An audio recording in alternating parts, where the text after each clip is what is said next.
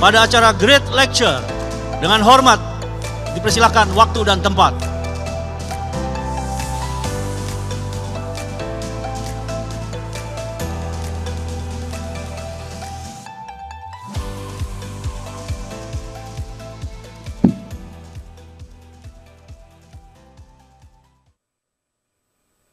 Yang terhormat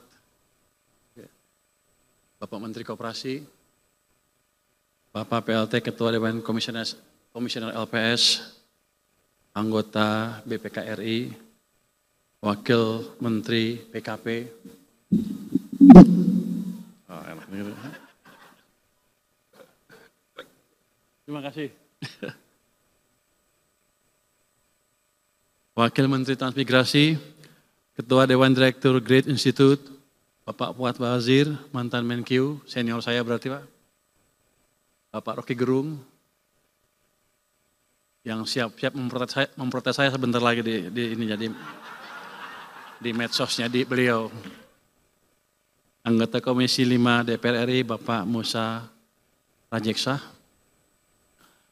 Assalamualaikum warahmatullahi wabarakatuh. Selamat siang, salam sejahtera untuk kita semua. Ya, pertama-tama saya ingin mengucapkan terima kasih kepada Great Institute yang telah menghadirkan saya pada siang hari ini. Jadi sebetulnya Pak, Bapak-Bapak, ini kegiatan dibuat untuk mendukung saya menjadi ketua LPS lagi. Kata Pak Bangsa Ganda, harus promosi lu Pur. Siap. Jadi kita LPS membiayain kegiatan ini Pak. Rupanya Great Institute ini over deliver. Bukan jadi ketua LPS, tahu-tahu jadi Menkyu. Jadi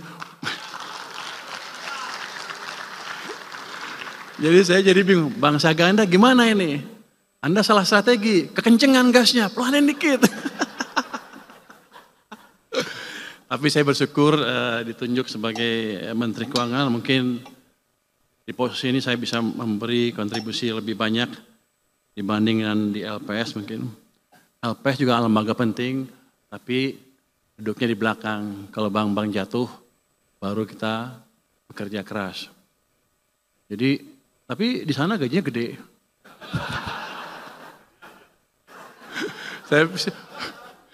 Saya menikmati betul kerja di LPS, 5 tahun, gaji gede, nggak ada bank gede yang bangkrut.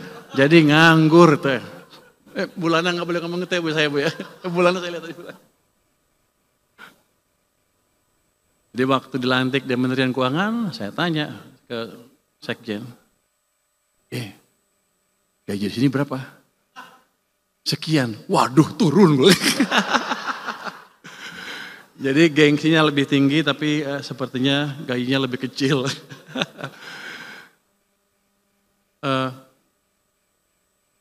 Saya insinyur dari ITB, kemudian belajar ekonomi.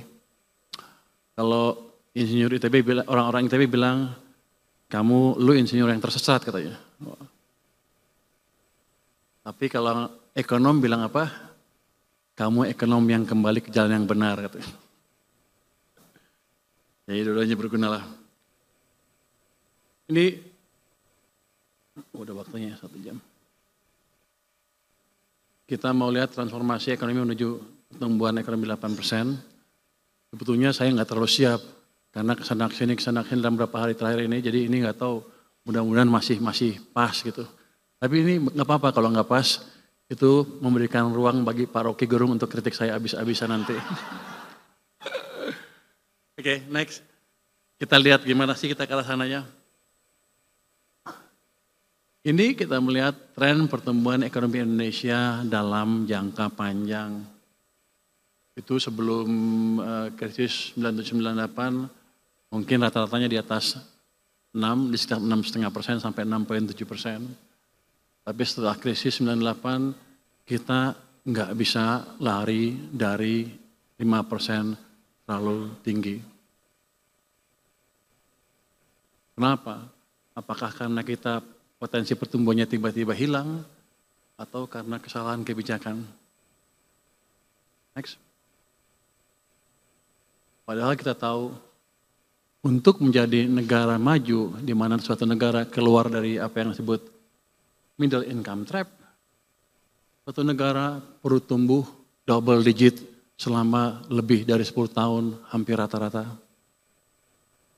Jadi kalau kita menerima nasib dengan tumbuh 5% aja, udah bagus, ya kita dikutuk akan tetap berada di middle income trap seperti ini. Seperti sekarang, ya kalau lagi senang maju, ini kalau agak susah dikit, misalnya lagi down ekonominya, rakyat susah lagi. Jadi kita nggak akan pernah bisa makmur kalau begitu caranya. Jadi ketika Pak Prabowo bilang, kita akan menciptakan pertumbuhan ekonomi 8%. Oh, saya senang juga, oh bagus nih, kita kejar. Nggak gampang, tapi mungkin. Next. Ini kita lihat, saya sebutkan tadi, negara-negara yang mengalami pertumbuhan, yang menjadi negara maju. Itu Jepang, kalau Jepang kan kita tahu sekarang pertumbuhannya rendah sekali, 0,1. Tapi kita lihat di tahun 60-an, tumbuhnya itu double digit. Dalam waktu yang cukup panjang. Selamat datang Pak Misbakun. Pak Misbakun bos saya, sebentar lagi saya menghadap dia di sore hari ini. Jadi saya harus sambut beliau. Yang di sebelah kanan, Korea Selatan sama juga. Double digit selama puluhan tahun. Contoh yang lain, Cina sama juga. Double digit selama 10 tahun lebih.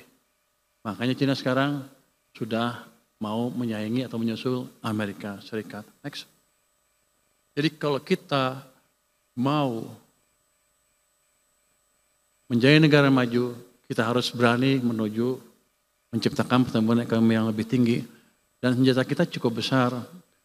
Kan orang sering bilang, oh globalnya rusak. Nggak apa-apa kalau kata saya. Domestic demand kita itu adalah konsumen ditambah dengan investasi, itu hampir 90% dari kekuatan ekonomi kita. Kalau kita manage itu dengan baik, ya kita bisa tumbuh dengan baik juga. Cuman sayangnya, orang-orang kita sering lupa, domestic demand-nya diganggu oleh kebijakan kita sendiri, sehingga ekonominya nggak bisa lari. Next.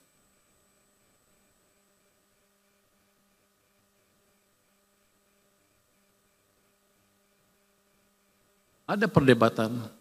Kalau kita ingin menciptakan pertumbuhan ekonomi yang cepat, siapa yang sebaiknya mendorong pertumbuhan ekonomi? Pemerintah atau swasta? Waktu Pak SBY dulu mengambil alih kepemimpinan, dia cerita tentang buku yang disebut Commanding Height. Itu perdebatan antara private sector dan government sector. Dari pengalaman kita, salah satu aja nggak bisa, harus dua-duanya baru ekonomi kita bisa tumbuh double digit. Kira-kira gitu. Next. Nah ini kalau ini, saya dongkrak anti sedikit. Saya kan pengen dekat ke presiden sedikit ya waktu itu ya. Saya coba pelajarin Sumitro ngajarin apa sih yang disebut Sumitronomics. Ternyata pilarnya 3 Sumitronomics itu. Ini dipakai di Orde Baru ya. Pemerataan, manfaat pembangunan, stabilitas nasional yang dinamis, dan pertumbuhan ekonomi yang tinggi.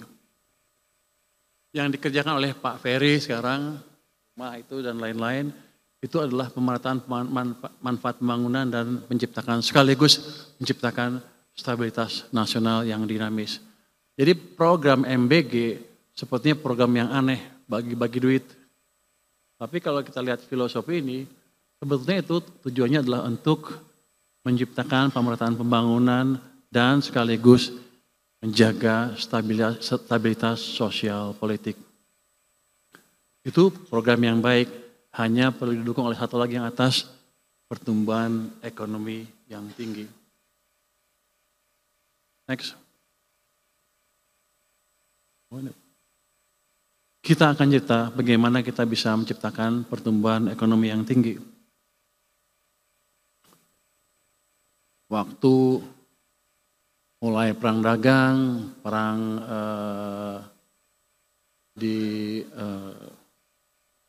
Rusia, semua orang takut, semua orang tambah lagi perang Israel, semua orang memperkirakan global akan hancur, ekonomi akan hancur, di dunia di luar sana gelap gulita, kita pun prospeknya akan suram. Indonesia cemas katanya. Waktu IMF mengeluarkan prediksi, wah Indonesia akan turun ekonominya, dunia akan turun. Saya bilang waktu itu ya, kalau sekarang udah nggak boleh ya Menteri Keuangan deh, boleh nggak ya? Boleh kali ya.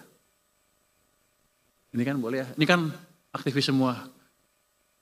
Jadi boleh kritik-kritik sedikit. Jadi saya bilang, jangan percaya IMF.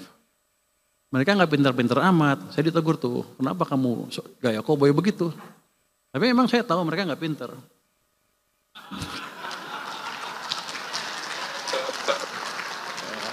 Ini nggak ada wartawan. Yang itu off the record ya. Terbukti.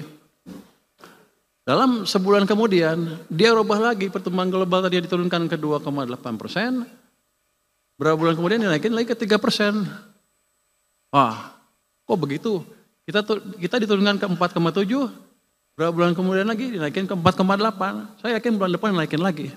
Menuju 5 lagi. Artinya apa? Memang ketika keadaan lagi goncang gitu, gak ada yang bisa memprediksi dengan akurat.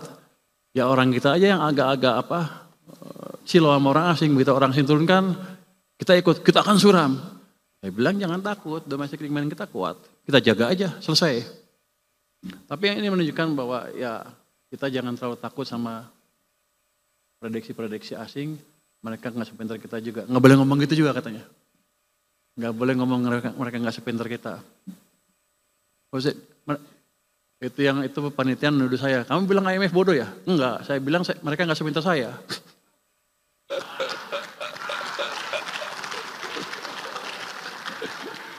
Ini nggak ada wartawan kan ya?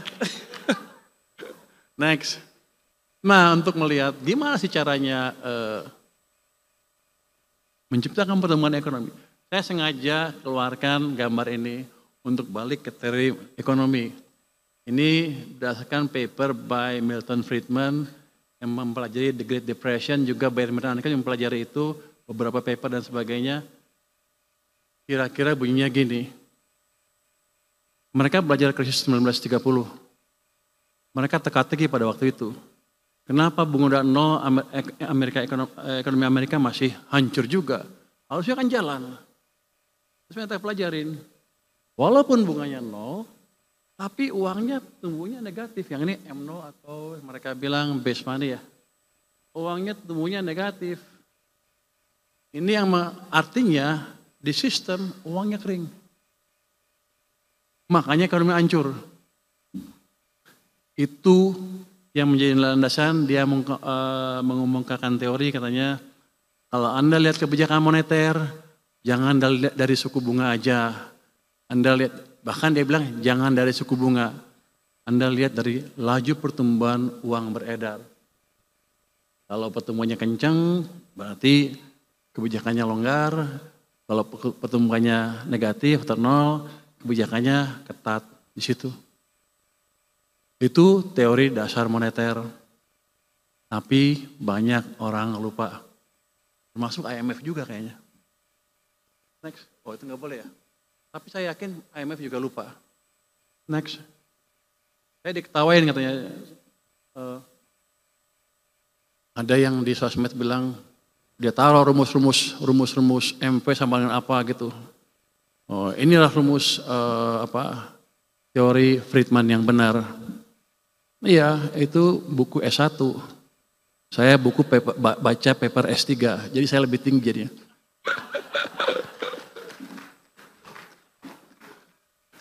Ini menterinya banyak bercanda ya, biar aja lah.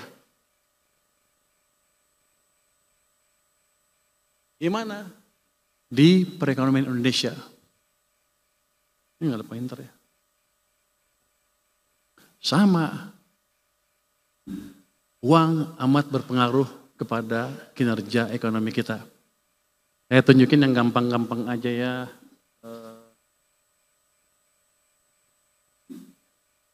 Yang hitam adalah laju pertumbuhan M0-nya, yang merah adalah kredit. Anda lihat dari 96 sampai 2014, yang hitam levelnya antara sekian. Yang hitam di sini levelnya cukup tinggi. Tahun 2014 dia jatuh ke sini. Kredit juga pertumbuhannya melambat dari double digit menjadi 7% single digit.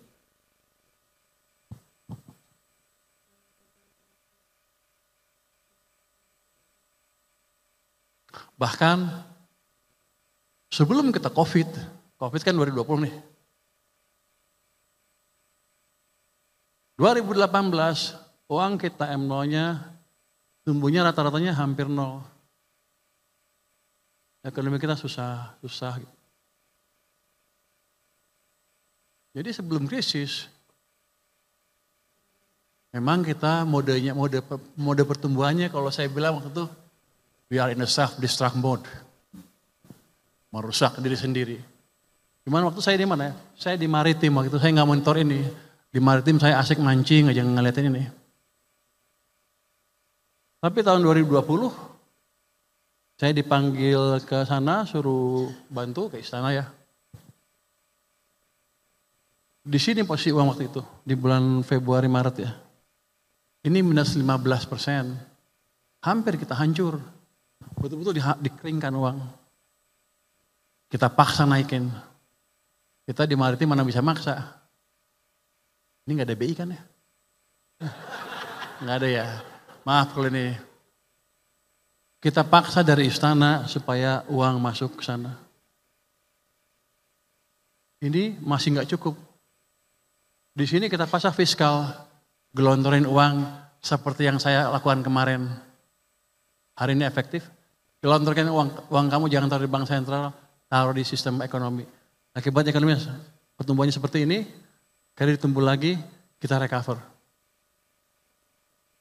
Tapi habis itu,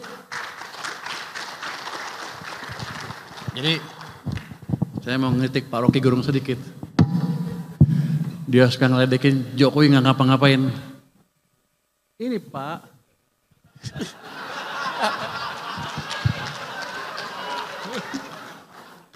kalau di sana kan dia berkuasa, di sini saya berkuasa. Jadi ini dipaksa intervensi langsung oleh presiden sampai ke sana. Jadi Presiden Jokowi itu berjasa buat kita, walaupun di sampingnya ada saya sih. Tapi setelah itu, nggak lama setelah itu, diturunkan lagi seperti ini. Seret. Ini yang Anda rasakan berapa tahun 2003-2004, pertengahan sampai akhir itu, ekonomi susah lagi. Keluarlah Indonesia suram dan lain-lain. Bukan dari politik, tapi dari ekonomi yang dibunuh penyebab utamanya. Jadi Pak Rocky mungkin sedikit belajar ekonomi lagi Pak. Gue seneng bisa ngedek dia di sini. Soalnya Pak Rocky setiap itu saya lihat tuh pidato Anda itu menarik sekali, jadi saya ikutin ahli filsafat. Mumpung bisa kritik, saya kritik di sini. Kemarin sampai April sudah membaik, makanya saya bilang ekonomi bagus, nggak usah takut. Tapi habis itu dibunuh ke sini sampai ke sini. Jadi sedang dibunuh lagi ekonominya. Ketika ekonomi memburuk, banyak pemecatan pegawai kan pasti. Rakyat hidupnya makin susah dan kita nggak peduli waktu itu ya. Nggak terlalu peduli, turunlah ke jalan masyarakat kita. Itu expected untuk saya. Ini nggak ada wartawan kan ya? Bebas kan nih?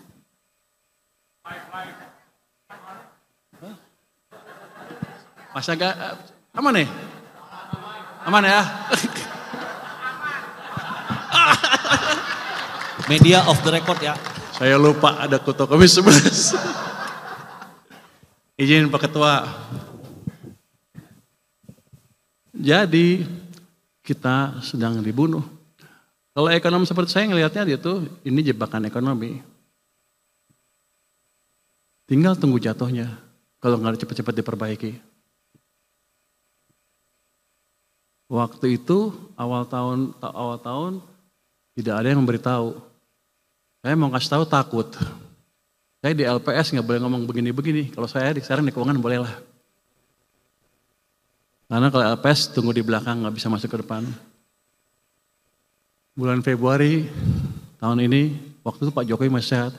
Saya ke tempatnya Pak Jokowi. Pak Jokowi, ini ekonomi mau hancur bentar lagi. Itu posisinya di...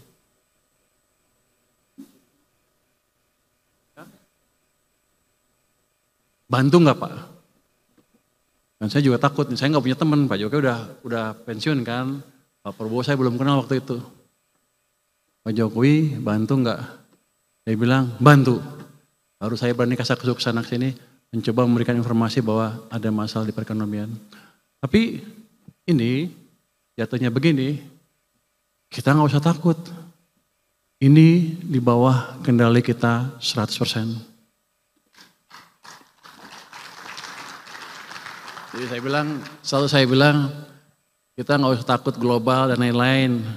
Kita punya policy dalam negeri yang cukup kuat, domestiknya gede, tergantung kebijakan kita sendiri. Jadi saya selalu bilang, nasib kita di tangan kita sendiri.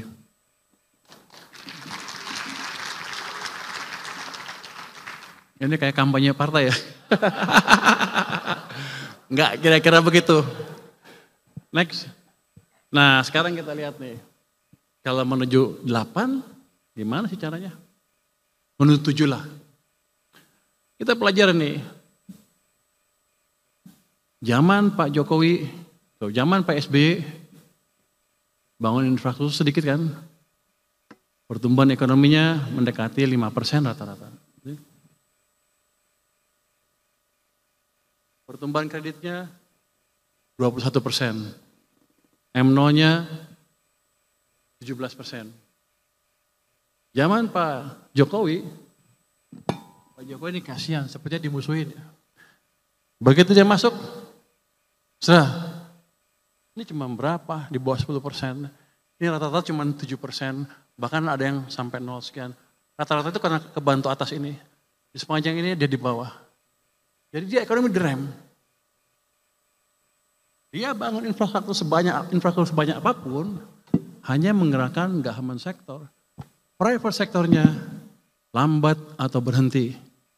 Makanya tumbuhnya hanya di bawah 5%.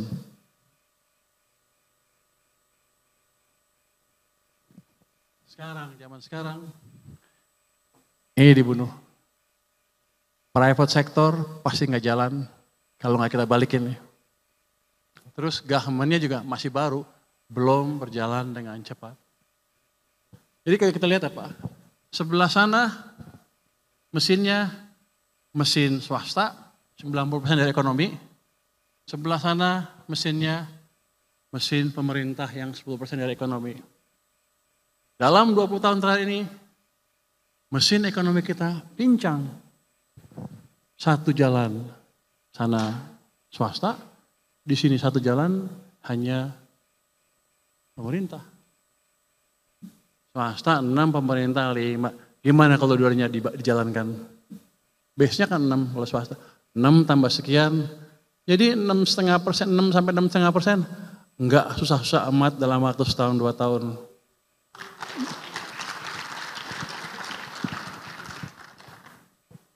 Menteri Keuangan boleh ngomong gitu?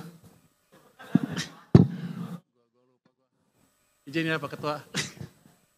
Jadi itu suatu modal utama kita. Next. Terus gimana cara mengendalikan uang itu? Next. Ini saya tunjukin aja.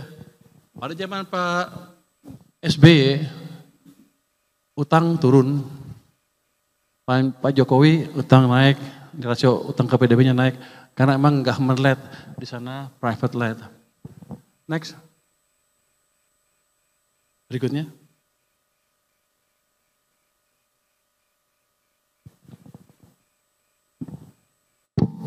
Ini gak ada wartawan kan ya? Hah? Aman? Hah? Live? Waduh. Next. Nah, udah gak apa-apa. Next. Ya Pak Fahri ya? Next. Saya gak tahu saya nyinggung Pak Fahri gak? Pak Fahri dari UI soalnya.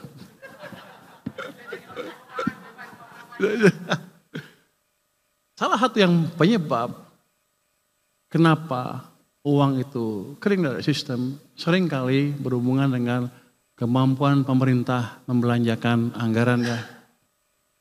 Pemerintah kan ngeluarin utang, tarik pajak, uangnya taruh di mana? Taruh di BI. Mereka pikir, oh aman, uang saya aman di sana, bagus.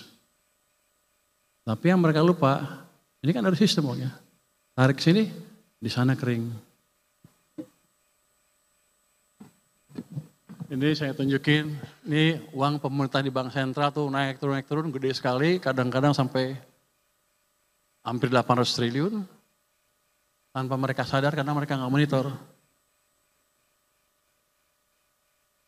Di tahun 2021 saya contohkan ya, waktu uang itu kering, kita paksa uangnya masuk ke sistem di sini.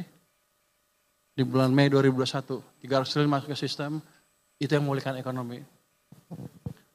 Dan ini manajemennya mungkin kalau untuk saya sih kurang efektif. Kenapa? Ini uang pemerintah di perbankan kadang-kadang bisa sampai 800 triliun di bulan Juni kemarin, 428 di BI, 394 di bank swasta. Sekarang di Bank Sentral ada 538, tapi terakhir 428, 425 lah.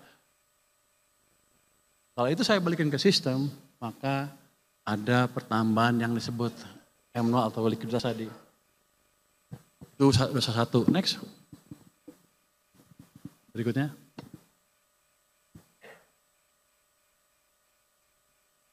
Oh balik sebentar. Anda perhatikan di sini. Desember 2024. Ini total uang pemerintah di bank 495 di BI, 319 di bank umum. Di akhir tahun mereka punya cash sebesar ini nganggur. Cash itu bukan cash gratis, itu dikeluarkan, didapatkan dari utang lah boleh kita bilang. Jadi kalau bunganya 7%, 8 kali 7, 8 kali 7 itu 56 triliun bunga yang kita bayar untuk uang yang nggak dipakai. Itu efisien apa enggak? Saya nggak tahu. Tapi dari situ aja ada pemborosan, ditambah dari tadi dengan uang yang di sistem, ditarik dari sistem. Jadi kita punya dosa yang cukup besar juga. Cuman pengamat-pengamat nggak ada yang tahu. Pasti kalau Pak Roke tahu udah dikilas-kilas sama dia nih. Untung dia nggak tahu. Next. Jadi dampak pertumbuhan tadi terlihat sekali tadi dampak uang tadi saya bilang tadi ekonomi zaman SBY seperti ini, zaman Jokowi seperti itu. Karena supply uang di sistemnya berbeda rezimnya. Next. Tapi berikutnya. Habis ya? Next. Habis. No, yang uang BI mana? Ada tadi. Nah, dosanya bukan pemerintah aja. Bank sentral juga ikut. Ini adalah total open market operation bank sentral. Itu yang netnya 810 triliun rupiah. Jadi mereka menerbitkan surat utang SRBI kepada bank, banknya nol di SRBI. Banyak itu, akibatnya apa? Yang di perbankan juga hilang kan uangnya, masuk sana semua. Jadi uang beredar di sistem perekonomian berkurang. Jadi angka pertumbuhan yang kecil tadi di akhir bulan ini, bulan lalu, 2 bulan lalu, itu karena dua otoritas kita mengeringkan sistem finansial, baik BI maupun keuangan. Akibatnya tadi ekonomi melambat dan kita susah. Ini gampang betulinnya. Balikin aja, potong 100-200. Saya udah masukin 200, efektif besok. Mungkin BI juga tambah 100 atau lebih. Pertumbuhan uang akan cukup, jadi nggak dibuat tinggi sekali, tapi cukup antara 15-20%. Itu bisa membalikkan arah ekonomi kita.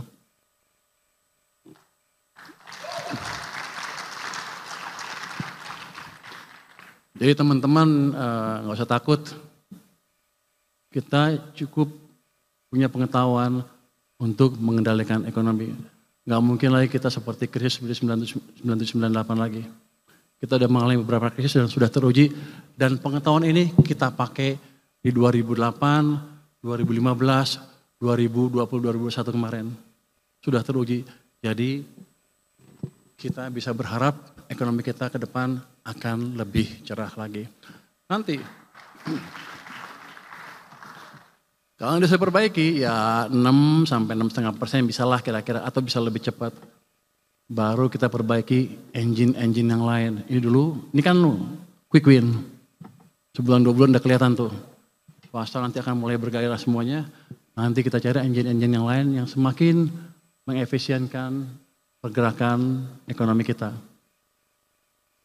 Kalau ekonomi maju nanti industri juga biasanya industri juga maju tuh. Kalau industri maju, anak-anak ITB gampang kalau cari kerja. Jadi nggak ada lagi anak ITB yang kayak saya pindah ke ekonomi. Tapi nggak masalah. Jadi seperti itu. Jadi fondasi ke arah pertumbuhan lebih cepat bisa kita ciptakan dengan tidak terlalu sulit. Nanti kalau ke 8% baru kita gunakan effort yang lain. Misalnya restrukturisasi reformasi birokrasi, perbaikan iklim investasi dan lain-lain. Tapi ceteris paribus ini bisa diciptakan. Next. Berikutnya.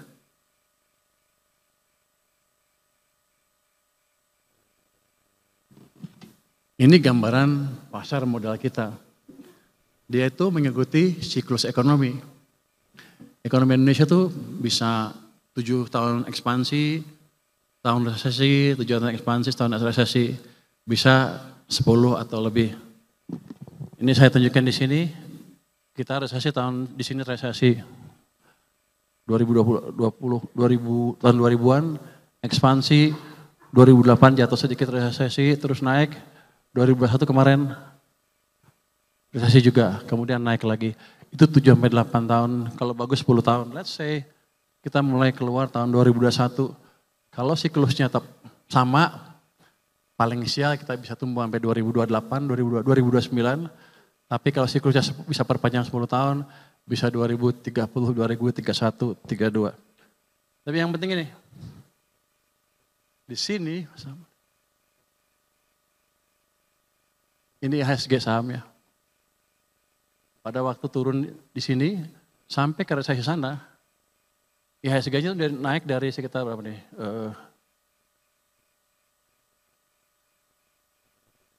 1.100 ke sekitar 5.000 lebih. Berlipat-lipat, 5 kali lebih. Itu juga akan sama nanti. Kalau sekarang seperti mustahil. Sekarang dibanding 10 tahun lalu naik 5 kali lipat. Tapi kemungkinan itu besar dan sudah terjadi. Dulu juga di sini di level 400-an kalau nggak salah. Pas ini diturun di 800, 900. Jadi kalau orang yang suka main saham ya beli saham lah sekarang. Ya Pak Tito ya.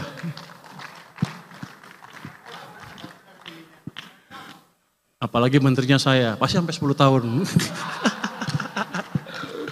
Next. Ya, next. Habis ya. Jadi kira-kira begitu. Ekonomi kita amat dipengaruhi global, tapi kita nggak usah terlalu takut. Domestic ekonomi kita, domestic demand kita memberi kontribusi 90% terhadap ekonomi kita. Selama kita bisa memanage domestic demand dengan kebijakan fiskal dan domestik yang pas, kita bisa tumbuh cukup baik, mungkin di atas 6 sampai 6,5%. Dengan reformasi sedikit, manufacturing diperbaiki dan lain-lain, 7-8 sudah kelihatan di ujung sana.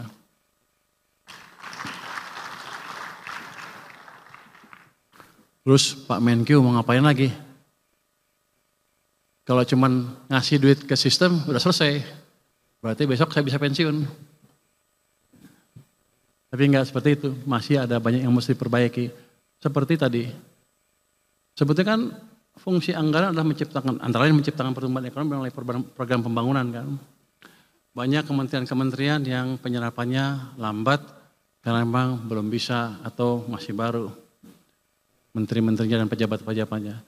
Ya langkah saya ke depan ngapain? Saya pasti dalam jangka pendek, saya pastikan selain mindahin uang ke sana, saya pastikan penyerapan anggaran akan bisa lebih baik.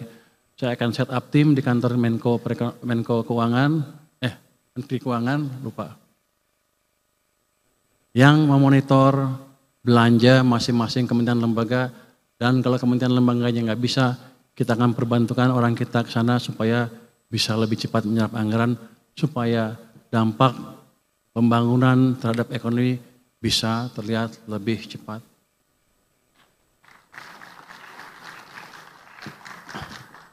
Terus dalam jangka pendek lagi, itu kan kemarin daerah-daerah ribut karena anggarannya dipotong banyak sehingga mereka menaikkan PBB nggak kira-kira.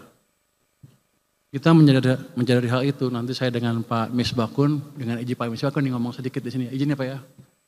Mungkin akan memberi pelonggaran sedikit kepada transfer ke daerah. Tujuannya supaya tadi keresahan di daerah bisa dikendalikan sehingga keadaan tenang dan kita bisa membangun ekonominya dengan tenang itu. Itu saya perlu dukungan Pak Misbakun. Terima kasih Pak Misbakun sudah mendukung kami di Kementerian Keuangan. Depan akan seperti itu. Mungkin itu yang bisa saya sampaikan. Terima kasih semuanya. Wassalamualaikum warahmatullahi wabarakatuh.